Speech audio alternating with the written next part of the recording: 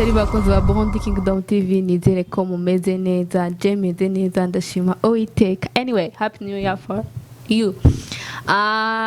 Ini Burundi Kingdom TV je ni Ready Pleasure turinga kubwufatanye bwa Pretty Shop ndetse na Mamba House. Tubasanga mugiye subscribe, like, share ndetse na commentaire mugihe uri mushasha tayo mushasha wumva ibyo kwiye gukora. Today ndi kumwe n'umu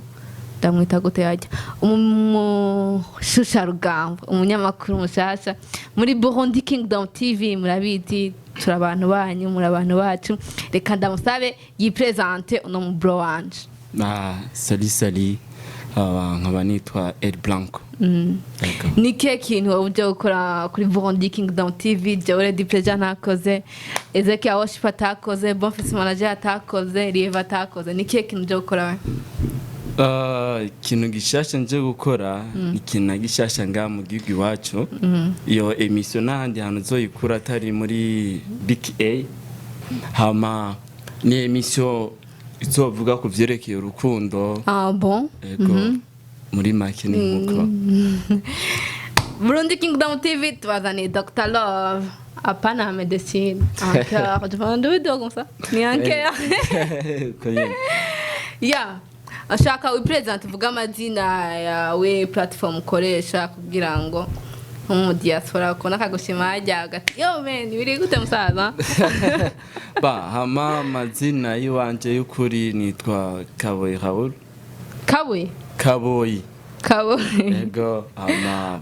Kantazira Blanco bivanye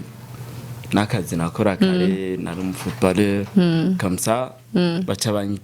banyitirira uwundi mugenzanje umu Espanyol donc muri make ndi mu Espanyol yirabura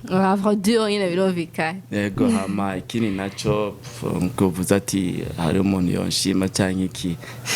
namaze gufatwa usanga ikunde waje mama ndevu namaze gufatwa mero basubitse mu isaha ego nja na wanki notisha bata inoti yakode teka so nyene turi mu kazi aha washitse Edael welcome nyene urisanze. Merci beaucoup. Mukanya barakuzimana kwera twibintu biderera twarishwe tubamunyisha hari inkuru iri hit today ni inkuru mbi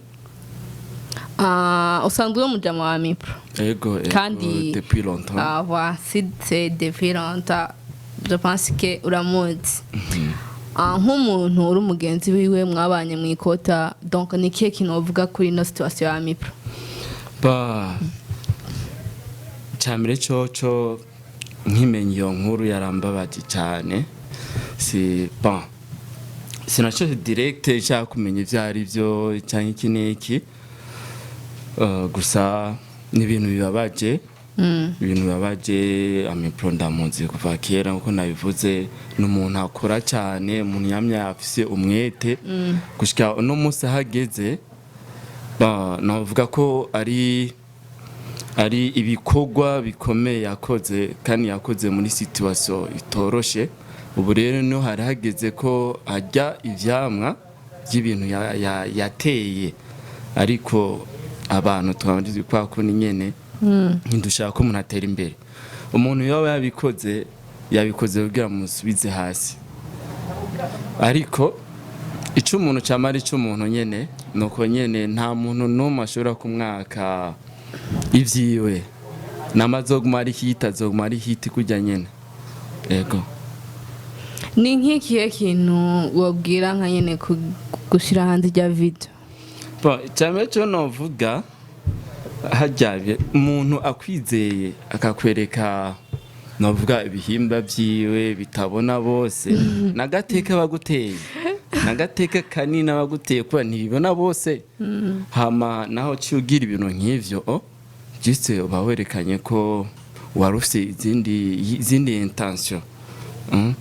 kandi tukibagira ko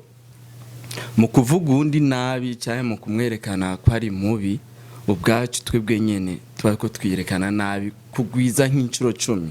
kuko ndazi nk'ama message Mipro amaze kurono munsi harimo ama message n'ivyo bamutuka ni ba bantu bamugwanya kandi abakunzi biwe bamusapotinga ni kwa kuri nyene ni ibintu bishika hama ujya undi nawe abantu bari kubara mushigikira niba abandi nyene n'abantu bavuze abantu bamugwanya mipro ariko ntaho bazoshika tiho ndiyumvira nko umuntu yagize ivyo bintu ejo nibahura mwibarabara ingena zo kwifata kuko ndazi ntibagiye kumufunga ntagiye guhunga igihugu ahubwo bigiye kumwongereza inguvu zo gukora nama subira mvuga nti bijya n'ibintu simple ni ibintu biri très simple kubera twe turarana ibice 99 kwijana barabikora gusa ni hani nyene bavuga ati umusuma n'ufashwe ariko tugiye kuvuga ati Imana igirigishira hagaragara ama video y'abantu bose ngaha twobarabana mu maso twosanga nujya afise ama video afere ngijana no cyawe yumvira ingene byo cha bigenda kandi ni nka kwa kundi n'abantu bari kora mutwenga ni babani nyene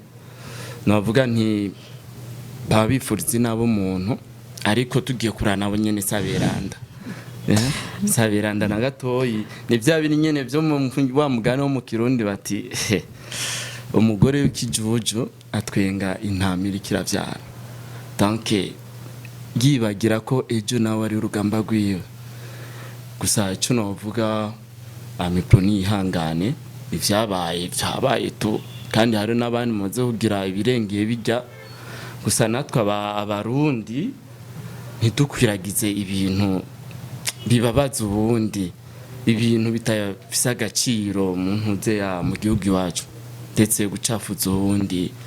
mucafuza ingene bimucafuriza izina je nicyo mbana bivuga ko sawa birumvikana yari pense ya Raoul umujournaliste mshasha muri Burundi Kingdom TV bakuze ba Burundi Kingdom TV ndabashimiye kwa mwabaye nacu ndabashimiye kuba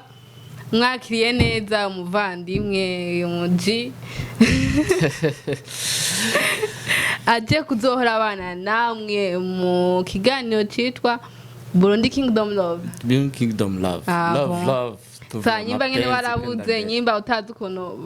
bagira imistari nyimba utazi ukuntu bigenda guti kiniki